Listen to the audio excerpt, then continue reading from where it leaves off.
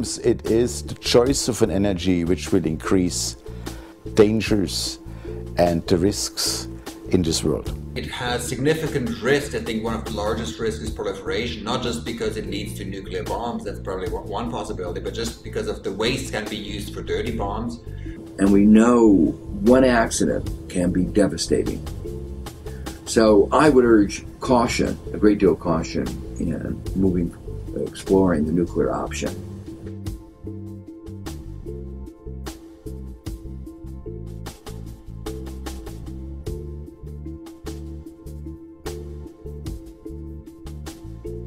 But if you want to look at the really difficult questions associated with nuclear power, you have to ask a political question, which is, if we think nuclear power is the answer, do we mean for all countries or just for some countries?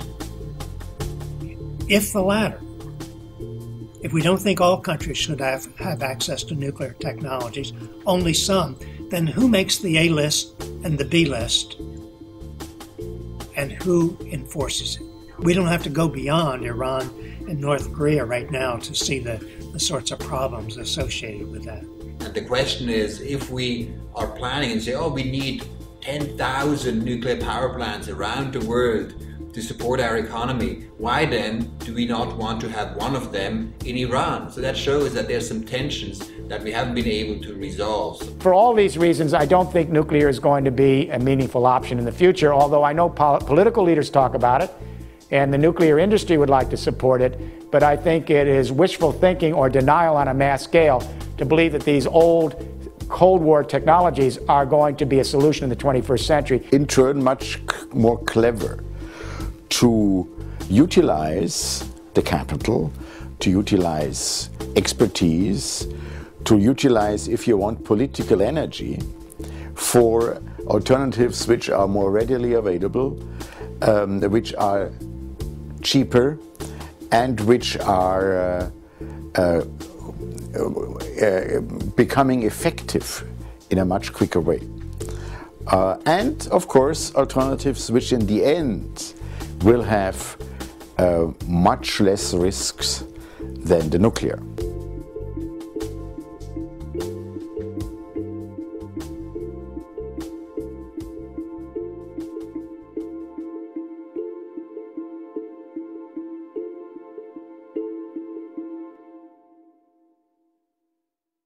The United States has been using corn-based ethanol, which is not particularly good for the environment. It uses so much energy to make a gallon of corn-based ethanol that it actually doesn't save that much.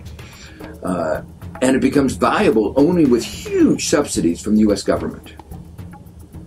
So it's economically doesn't make sense. The amount of energy it takes to make a gallon of ethanol is about the same as the amount of energy that ethanol will produce.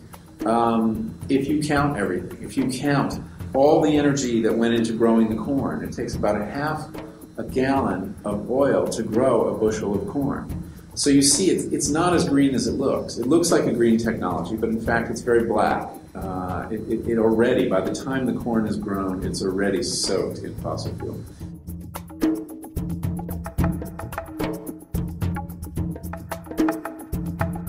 I think so far biofuels have been an unmitigated disaster.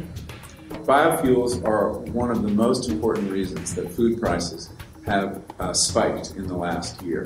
Food prices have gone up 40% worldwide, and biofuels are a big part of the reason.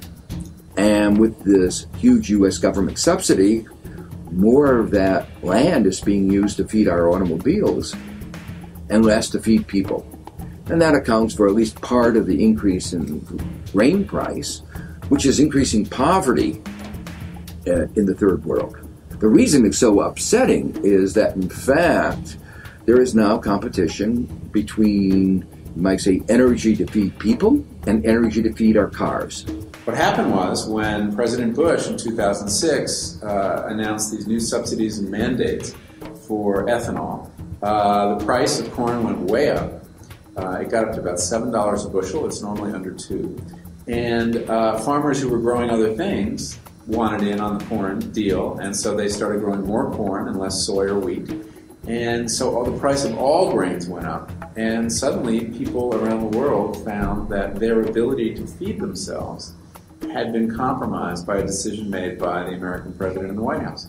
Now, okay, so biofuels are making people hungry around the world right now.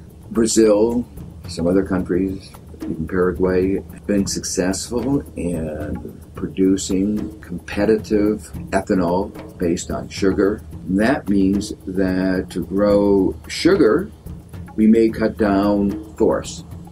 And so the net contribution of sugar, even in countries where it's efficient, may not really be efficient once we take into account the displaced forest to make room for expanded sugar supplies. As demand for biofuels has escalated, people are cutting down forests in Southeast Asia to plant more biofuel crops. Or that land that's been taken out of food production to make biofuels has to be replaced somewhere. So more marginal lands are brought into agriculture. And the amount of carbon that's released into the environment when you cut down a forest is so much greater than any benefit you might get from the biofuels that cause that to happen. It's like with investments. If you pay more than what you get back, you're starting to lose out. Could there be more sustainable biofuels in our future? Possibly. People talk about making biofuels from other things that are not food. I think if you could make biofuels from basically biomass that is being grown on land other than cropland, that maybe, that's something we have to work on. I don't know whether it'll work. We don't have the technology yet. This is called cellulosic ethanol. But we need to try to make that work. Something that you could do with make biofuels from grasses, crop waste, trees, wood chips. All that needs to be explored. But using agricultural land, this precious, limited resource we have in the world to feed people, and to use that to feed cars and trucks is a disaster. So what we need to begin to do is we need to begin to wean ourselves off the old energies, fossil fuels and uranium, move to the renewable energies. What are alternative sources of energy? To my mind, the most important sources of energy going forward will be renewables.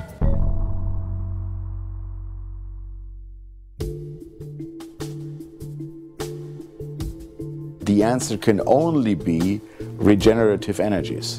There will be wind, there will be solar power, there will be some use of biomass as well. We create it ourselves, it's renewable, we share it across intergrids like we share information on the internet. That's the future. The potential for solar energy, wind energy have increased greatly in the last few years. Then we could do most of our driving with electricity.